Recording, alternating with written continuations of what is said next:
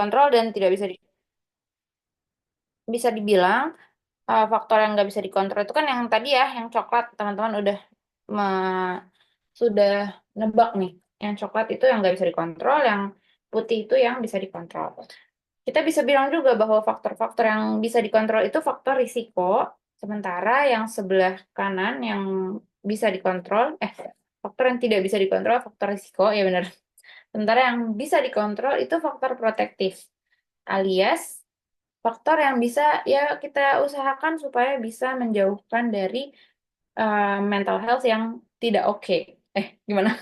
Gitu ya. Jadi kita bisa usahakan nih faktor-faktor yang sebelah kanan, faktor protektif, biar apa? Biar mental health kita selalu bagus, mental health kita semakin positif, kayak gitu. Nah, tapi kan ada, ya tadi ya, si faktor risiko ini tetap ada. Kita harus gimana dong dengan faktor-faktor risiko ini gitu ya, karena kita kan nggak bisa menghapus mereka dari hidup kita, mereka selalu ada gitu ya. Keluarga, riwayat hidup, kondisi geososial politik kita nggak bisa hindari. Terus gimana? Nah, yang tidak bisa kita kontrol, kita harus punya sikap yang tepat nih, gitu. Yaitu dengan eh, ini yang empat ini, terimalah, bersabarlah, cari hikmah, dan jadikan ibroh, gitu. Tapi ini secara umum aja, em, apa namanya, eh sikapnya gitu ya, ketika kita punya hal-hal yang tidak kita sukai, yang sebenarnya mengganggu, secara umum lakukan empat hal ini gitu ya, diterima, disabar-sabarin, cari hikmahnya apa, jadikan pelajaran supaya tidak diulangi, kita tidak ulangi lagi di masa yang akan datang. Tapi, ada tapinya, bila dirasa hal-hal tersebut, misalnya ya kayak, mana tadi aku nggak bisa dipencet. Hal-hal tadi yang em, riwayat hidup gitu ya, mungkin tadi sempat ini enggak ya, saya sempat jelasin contohnya kayak riwayat hidup tuh misalnya ada trauma masa kecil, em, terus juga mungkin pola asuh yang kurang kurang baik dari orang tua gitu ya, qadarullah. Mungkin mereka namanya orang tua ya, pasti kita sebagai orang tua juga pasti pernah melakukan kesalahan, cuman karena ada orang tua yang terus-menerus gitu ya melakukan uh, pola pengasuhannya yang kurang sehat sehingga ya berdampak pada anaknya gitu. Terus ada juga mungkin lingkungan keluarga seperti lingkungan keluarga yang tidak harmonis, banyak konflik, cekcok, broken home segala macam itu contoh lingkungan keluarga yang berisiko buat anaknya terutama. Lalu kondisi geososial politik, ya kondisi negara tempat seseorang tinggal itu kayak mana, apakah aman, damai, tentram, sejahtera atau tidak, itu kan berpengaruh juga ya.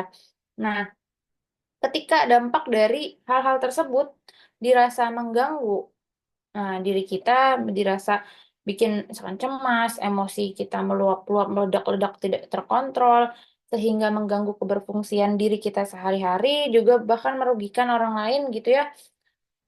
Padahal kita udah berdoa nih, udah berusaha sekuat tenaga juga supaya bisa mengelola dengan baik. Tapi ternyata masih sama aja, nggak ada perubahan. Itu nggak apa-apa banget untuk cari bantuan, nggak apa-apa banget untuk minta tolong pada profesional ya, terutama gitu. Maksudnya pada orang-orang yang dirasa bisa memang kredibel untuk memberi bantuan gitu. Kenapa? Karena ya itu tadi ya, ada hal-hal yang memang sorry, ada hal-hal yang memang dipelajari secara khusus oleh profesional tersebut supaya bisa membantu orang-orang yang ya terganggu keberfungsiannya dalam relasi sosialnya kah, dalam emosinya kah, dalam melewati trauma-trauma dalam hidupnya kah, seperti itu yang mana kadang memang orang awam, bahkan nggak harus orang awam gitu ya, bahkan misalkan seorang psikolog punya trauma pun ya dia harus tetap ke psikolog juga gitu atau ke psikiater juga untuk dibantu menyelesaikan traumanya gitu, nggak bisa dia nyembuhin diri sendiri. Kasarnya dokter nggak bisa kan ngoperasi dirinya sendiri kayak gitu, sama juga gitu ya, ketika kami merasa eh, ada hal-hal yang mengganggu diri kami ya diusahakan sendiri nggak bisa ya kami konsul juga sama gitu. Jadi segera cari bantuan dan itu nggak apa-apa banget nggak akan dijudge, nggak akan di jelek-jelekan, nggak berarti kita lemah untuk minta bantuan gitu. Bukan nggak berarti kita lemah, nggak berarti kita malu-maluin gitu kali ya. Karena kan biasanya ada stigma-stigma ah malu ah kalau eh, ke psikolog atau ke psikiater takut dikira orang gila gitu. Orang kan kadang gitu ya yang menghalangi untuk mencari bantuan. Tapi insya Allah nggak malu-maluin. Tapi kalaupun dirasa enggan atau sungkan ya boleh lah mungkin online-online dulu gitu ya. Cek ombak dulu dengan online yang mungkin bisa lebih eh, tersembunyi gitu kali ya. Baru bila dirasa perlu ya baru yang cari yang tatap muka. Tapi minimal yang online-online dulu aja. Alhamdulillah sekarang kan udah banyak ya yang online gitu. Jadi em, bisa dari rumah, dari kamar, ngumpet-ngumpet gitu ya. Bisa insya Allah untuk cari bantuan. Dari modal jempol dan rekening bank gitu ya bisa dibilang. Itu insya Allah udah bisa cari bantuan. Jadi semoga tidak ada yang apa ya tidak terjamah lah dengan ketika kita perlu bantuan. Nah, itu tadi pada hal-hal yang sebelah kiri ya, yang coklat yang nggak bisa dikontrol. Yang bisa dikontrol harus gimana nih ketika kita punya faktor-faktor protektif. Kita udah tahu faktor-faktor protektifnya apa aja, apa yang bisa kita lakukan. Yang pertama, kenali diri kita. Gitu. Di faktor yang mana disadari di faktor yang mana kita masih punya kendala, kapan, apa kelebihan dan kekurangannya kita, situasi dan kondisi pemicunya apa, di mana kita merasa nggak maksimal, apakah misalkan tadi kan ada ini ya, pendidikan, lingkungan sosial, terus juga eh, keterampilan emosional, pendidikan, lingkungan kerja. Nah, itu di mana kita merasa kita udah oke, di mana kita merasa masih kayaknya kurang deh, masih perlu diperbaiki, masih perlu kita masih nggak optimal gitu. Faktor-faktor protektif dan risiko itu kita ada yang mana aja yang kita punya. Lalu setelah udah dikenali, disadari, kita petakan dan evaluasi gitu ya. Di mana kita punya masalah? Apakah mana yang kita udah optimal, mana yang belum? Yang belum masalahnya apa? Pemicunya apa? Situasinya kayak gimana? Apakah orang lain? Apakah pikiran kita sendiri suka suuzon misalnya gitu ya? Atau apakah situasi tertentu misalnya gitu?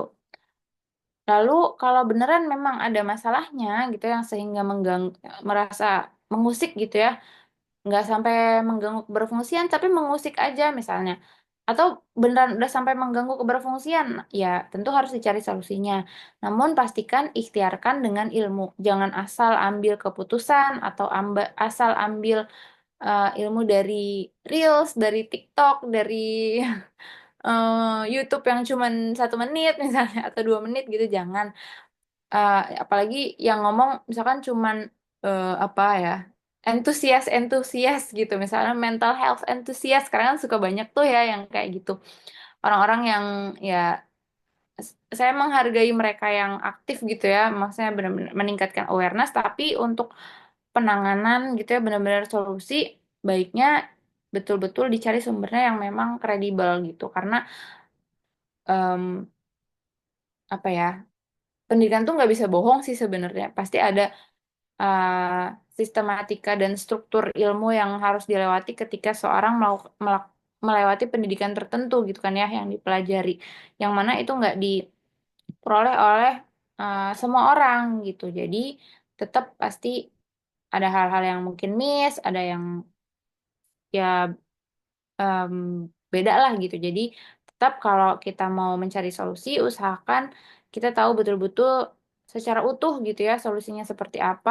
gimana caranya, dan sumbernya harus bisa dipercaya. Itu yang memang orang-orang yang betul-betul uh, ya mumpuni di bidangnya gitu ya. Misalkan psikolog pun nggak semuanya bisa gitu. Misalkan ada keluarga, oh keluarga kita ada yang sizo, kita pengen tahu gimana cara menanganinya, jangan tanya saya karena saya psikolog pendidikan dan keluarga itu bukan area saya gitu ya. Carilah yang emang psikolog klinis dan klinisnya yang biasa menangani skizofrenia juga misalnya gitu. Karena tiap orang pun pasti punya em, punya spesialisasi yang berbeda-beda gitu kan ya. Jadi Meskipun mungkin saya tahu-tahu sedikit, tapi tetap itu bukan bidang ahli saya, jadi carilah yang lebih terpercaya, misalkan kayak gitu. Jadi benar-benar cari sumber yang kredibel. Kemudian eh, soal lingkungan sosial, pilih-pilihlah circle yang baik. Kelilingi diri kita dengan circle yang positif, yang senantiasa mengingatkan pada kebaikan, mendorong pada hal yang positif. Termasuk juga circle di media sosial. Maksudnya gimana? Di medsos itu kan kita ada algoritma ya, yang mana misalkan kita follow 1.000 orang. Kan nggak mungkin 1.000 itu kita lihat terus-terus tiap hari kan. Pasti ada ya mungkin 10-20 orang yang rutin paling sering kita lihat gitu. Nah, pastikan orang-orang ini yang kita paling sering terpapar adalah orang-orang yang ya positif gitu ya, mendorong pada hal yang positif. Jangan yang bikin kita minder, jangan yang bikin kita stres, nggak bikin yang bikin kita em, apa ya, ya nggak ada manfaatnya juga kan, kadang ada ya yang mungkin kontennya ngapain sih gue follow dia sebenarnya, tapi dia muncul terus nih di feed atau di story gitu ya. Ya mungkin ketika kita ada orang-orang yang seperti itu yang kita temukan di feed kita atau di paparan rutin kita, mungkin kita bisa kurangi, entah itu di mute atau di unfollow sekalian kalau bisa juga, supaya em, tadi ya, yang kita paparkan pada diri kita, pada pikiran kita, itu juga orang-orang yang positif juga, meskipun cuma di medsos gitu. Karena gimana pun medsos itu ngaruh banget sama diri kita sendiri, sama pola pikir, sama kondisi emosional gitu ya, itu ngaruh banget gitu. Lalu berdayakan diri, kembangkan kelebihan yang kita udah punya, temukan hal-hal yang memuaskan hati, yang ya karena saya Muslim gitu ya, saya tambahin di situ yang sesuai syariat. Karena buat apa cari kebahagiaan kalau melanggar ketentuan dari Allah gitu kan ya, kalau saya gitu. Nah, em, dari kelebihan yang kita punya ya maksimalkan gitu ya, nggak harus sampai selebgram. Yang penting cukup buat diri sendiri, yang penting kita punya kepuasan dalam diri kita, kita punya kebahagiaan melaksanakannya, kita syukuri kayak gitu. Yang penting kita merasa kita bisa merasa berdaya. Terus jangan lupa juga buat dan jaga pola sehari-hari, pola hidup sehat seperti apa yang works, yang efektif untuk kesejahteraan diri kita. Nutrisi, durasi tidur, jam kerja, frekuensi interaksi dengan orang lain. Maksudnya em, kayak kita tuh orang yang butuh orang lain, bukan. Apa istilahnya? Oh, introvert atau ekstrovert sih gitu kan. Kalau orang introvert, sebenarnya introvert ekstrovert tuh bukan berarti pendiam dan tidak pendiam ya, enggak. Tapi introvert dan ekstrovert itu adalah gampangnya gimana cara seseorang ngecharge baterainya. Ada orang yang ngecharge baterainya itu dengan menyendiri, dengan menghabiskan waktu sendiri, me time gitu ya. Ada juga yang ngecharge baterainya dengan ketemu sama orang lain, dengan hangout sama teman-teman dekat, sama ngobrol sama suami atau istri gitu ya. Kayak gitu. Eh, kita cari tahu kita tuh butuh yang mana ya, yang kita perlukan untuk bisa menyegarkan baterai mental kita nih gitu. Terus tadi kelewat durasi tidur misalkan, kan tiap orang beda-beda ya. Ada yang penting biar nggak kayak zombie, biar nggak cranky atau ngomel-ngomel, perlu tidur 4 jam. Ada yang perlunya 5 jam, ada yang perlunya 6 jam. Itu beda-beda tiap orang. Nah, coba kita cari tahu kita tuh perlu berapa lama sih tidur yang proper, biar tetap bisa waras gitu ya istilahnya. Terus jam kerja, gimana cara kita kerja yang sehat, jam berapa lama, apakah kalau lembur tiap hari sehat buat kita atau enggak, apakah kita tetap bisa berfungsi optimal dengan pola kerja yang sekarang misalkan, kayak gitu. Lalu pola komunikasi dan regulasi emosi juga, yang sehat itu seperti apa, pastikan kita benar-benar bisa kelola dengan baik atau enggak, me time yang nyaman seperti apa, jangan lupa olahraga juga gitu ya, dan lain-lain. Pokoknya pola hidup sehat itu juga tetap penting banget untuk dipelihara gitu ya, dan dijaga. Terus jangan lupa juga untuk terus belajar, karena em, apa namanya, menuntut ilmu gitu ya, kayak yang sudah teman-teman lakukan ini, masya Allah, Semoga Allah berkahi gitu ya di antaranya. Namun pastikan secara terstruktur. Jangan cuma dari medsos. Alangkah baiknya kayak ya misalkan dari kursus ter yang ada beberapa seri gitu ya. Jadi penjelasannya itu lengkap dari awal sampai akhir. Misalkan kayak gitu. Kayak apa ya contohnya? Misalnya gampangnya parenting lah ya. Misalkan biar kita bisa tadi kita tahu oh faktor risiko saya tuh em, keluarga saya pola asuhnya kurang sehat misalkan. Saya punya resiko mengulangi itu lagi ke anak saya nanti. Oke, berarti saya harus belajar dulu cara parenting yang baik itu gimana sama regulasi emosi yang sehat misalnya. Nah, oke, berarti dari dua hal itu, parenting dan regulasi emosi, kalau bisa benar-benar jangan cari yang cuman belajar dari follow-follow psikolog aja atau parenting entusias aja gitu. Jangan, tapi misalkan ikut course gitu kan ada ya yang parenting, ada yang dari bayi misalkan, dari persiapan kelahiran, terus juga sampai em, mengasuh anak usia dini misalkan, lalu mengasuh anak usia remaja atau apa gitu. Jadi berurut dan terstruktur.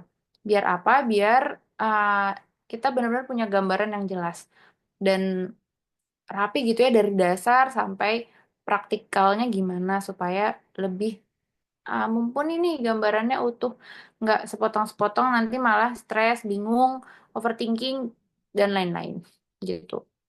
Terus jangan malu bertanya dan minta bantuan karena kalau kita kadang ketika kita bingung gitu ya, bingung sendiri itu terus nggak nemu-nemu nih jawabannya apa, akhirnya keterusan, akhirnya overthinking terus menerus sehingga kalau overthinking kan jadinya cemas terus menerus ya, ya akhirnya tentu kalau ketika kita cemas berkelanjutan ya akan mengganggu dong kesehatan mental kita gitu ya.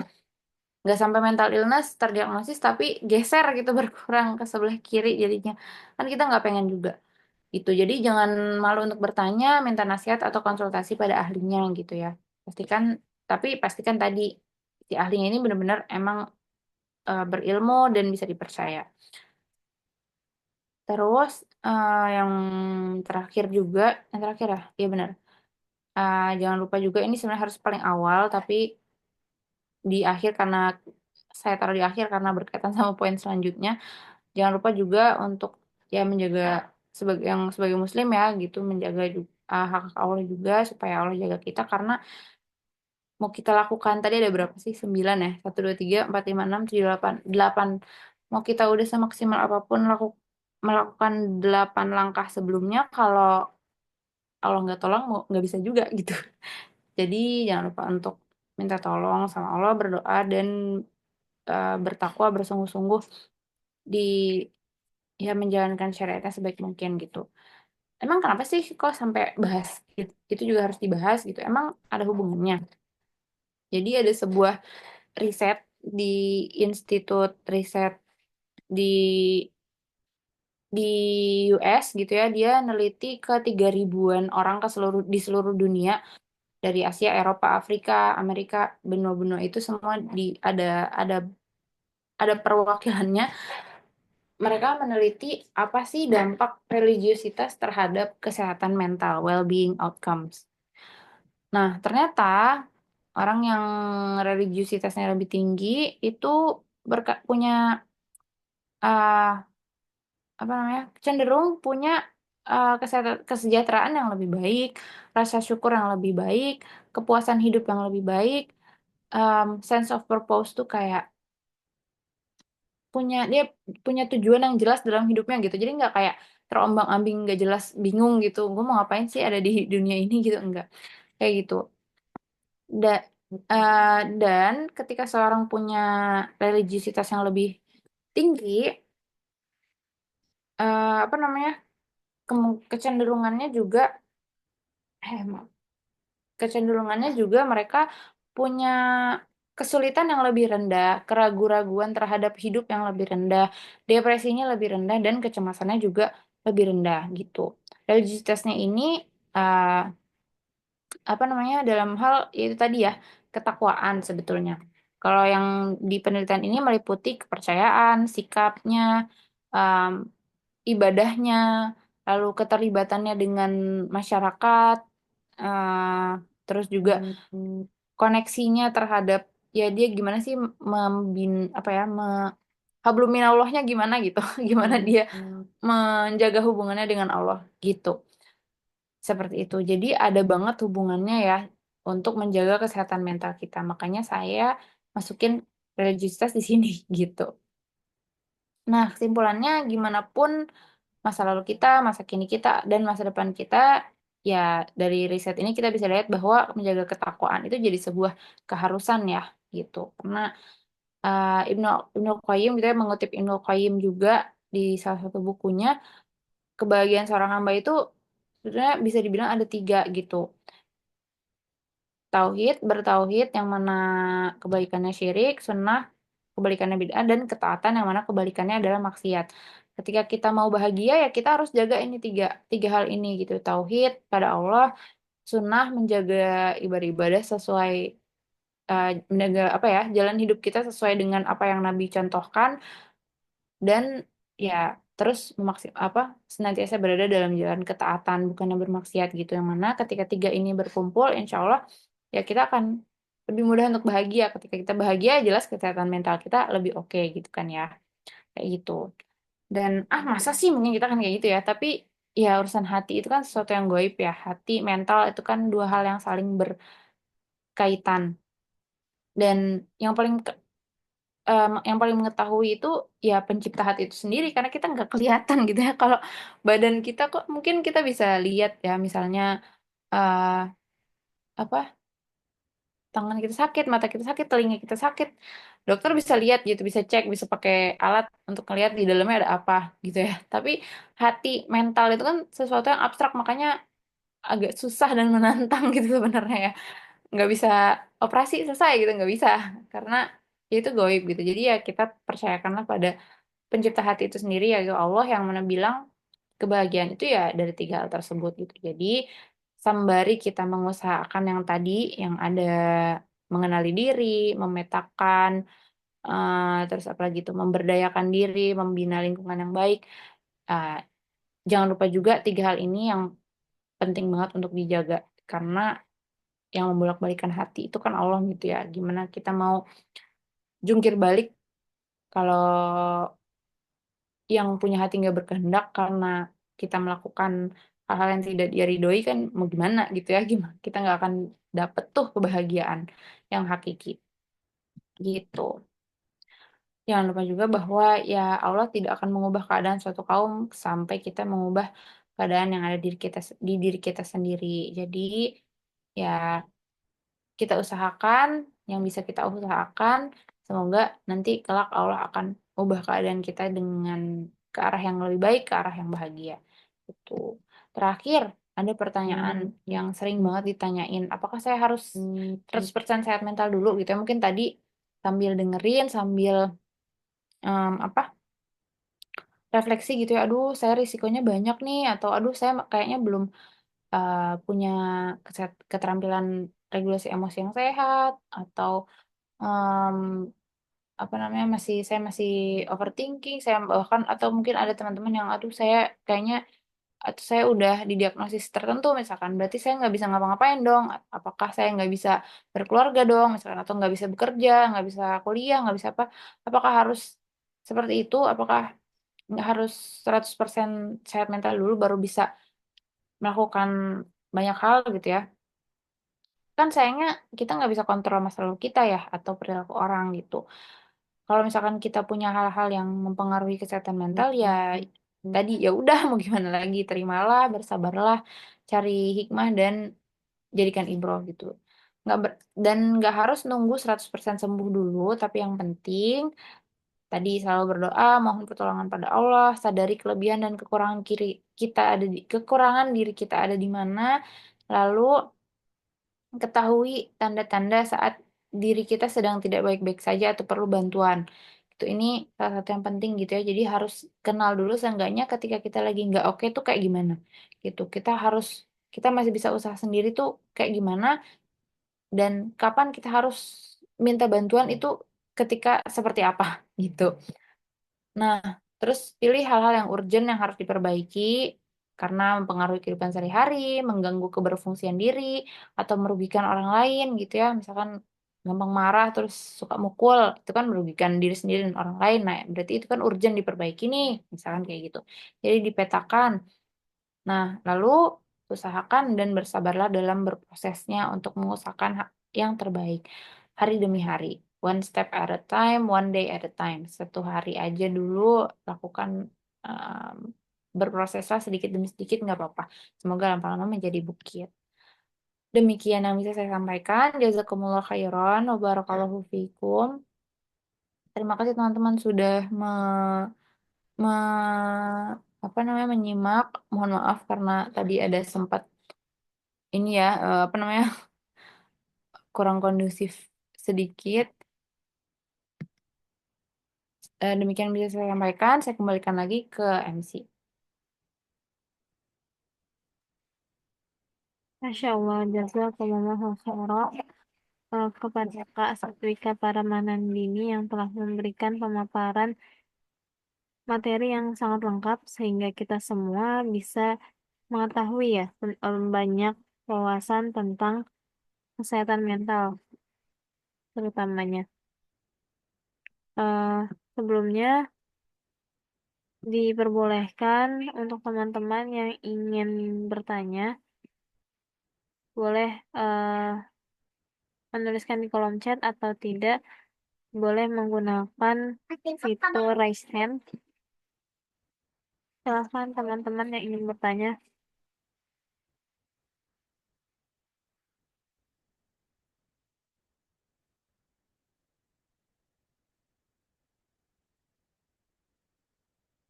Kan Kak Satvika ada yang bertanya. Anda bacakan ya Kak. Ya. Mm-mm. Assalamualaikum warahmatullahi wabarakatuh.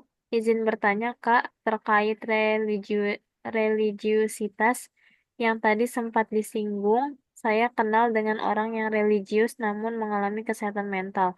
Sampai saking religiusnya dia sampai di titik merasa semuanya hanya ujian dan tidak ada jalan keluarnya dengan tujuan agar dirinya ikhlas dengan situasi yang ada. Sebenarnya pola pikir seperti itu salah tidak ya Kak? Ya, mungkin maksudnya mengalami masalah mental kali ya, masalah kesehatan mental ya. Iya, iya. Oke. Oh iya benar. Oke. Em, Sebentar saya merenung dulu ya, buat memikirkan kata-katanya juga. Em, oke, jadi ketika misalnya ini sebenarnya lupa tadi aku mau udah niat mau ngomong juga tapi kelewat, sorry. Jadi kan sering juga ya muncul tanggapan bahwa bukan tanggapan, ungkapan gitu ya bahwa kalau sakit mental itu, sakit jiwa itu berarti kurang iman gitu ya, yang mungkin sering berkaitan juga nih sama ini gitu. Berarti kalau orang yang religius harusnya nggak nggak punya masalah mental sama sekali misalkan gitu. Ini sesuatu anggapan yang kurang tepat karena meskipun tadi ya saya udah jelaskan bahwa religiusitas itu berpengaruh banget nih ke kesehatan mental, tapi itu bukan sebab akibat yang mutlak gitu. Bisa aja orang yang religius juga mengalami ujian berupa ya masalah kesehatan mental bisa aja gitu ya. Karena kan ujian itu bentuknya macam-macam. Namun ketika tadi nih pertanyaannya adalah kan sorry sorry. Jadi tadi balik dulu kok tiba-tiba lost. Cuman ketika seorang itu nggak religius, jadinya em, faktor risikonya meningkat gitu loh untuk dia mengalami masalah kesehatan mental. Tapi nggak berarti ketika faktor protektif si religiusitasnya tinggi, bisa aja dia faktor risikonya yang lain em, ya mengganggu dia sehingga dia punya masalah mental gitu kan ya. Sampai sini gitu dulu ya. Jadi em, lemah iman istilahnya belum tentu em, menjadi penyebab satu-satunya seseorang mengalami masalah kesehatan mental gitu. Ada banyak faktor yang bermain. Nah, namun ketika seseorang yang religius bukan tiba-tiba, qadarullah punya masalah kesehatan mental, lalu dia berpikiran seperti yang ditanya sama Kak Amirah ini gitu ya, merasa semuanya tuh ujian, nggak ada jalan keluarnya. Sebenarnya perlu dievaluasi dulu sih. Kalau misalkan em, kan apa namanya, kita tuh diberi, kalau kita mengalami misalkan penyakit, mengalami masalah, kan nggak berarti kita pasrah, enggak ya, gitu ya. Kita boleh kok mencari obat gitu kan ya. Nabi aja juga kan berobat gitu kan ya. Kita boleh kok untuk minta tolong, bermusyawarah mencari jalan keluar atas suatu masalah, karena kan Allah nggak bebani kita melebihi kemampuan kita gitu. Berarti kan boleh dong kita cari jalan keluar. Nah, kalau misalkan kita punya masalah, lalu kita coba untuk cari jalan keluar, ternyata qadarullah nggak ada, emang misalkan udah mentok gitu ya, udah kemana-mana, misalkan apa ya, kanker misalnya, naudzubillah min dzalik. Ada orang sakit kanker, dia religiusnya tinggi banget, dia udah coba cari berobat kemana-mana, nggak ada. Maksudnya jadi secara objektif, secara faktual memang nggak ada jalan keluar gitu ya. Lalu dia ya udah memiliki pikiran seperti yang Kak Amira itu sebutkan, sebenarnya nggak salah gitu kan ya. Karena justru religiusitasnya itu jadi penolong, kita bisa dibilang, nggak sih penolongnya Allah sih, cuma maksudnya religiusitasnya itu yang menjaga dia supaya dia nggak terpuruk dengan keadaannya gitu kan ya. Gitu. Tapi kalau misalkan tanpa dia berusaha, em, tanpa dia berikhtiar mencari jalan keluar, terus dia udah, ah enggak lah ini mah ujian, deh biarin aja,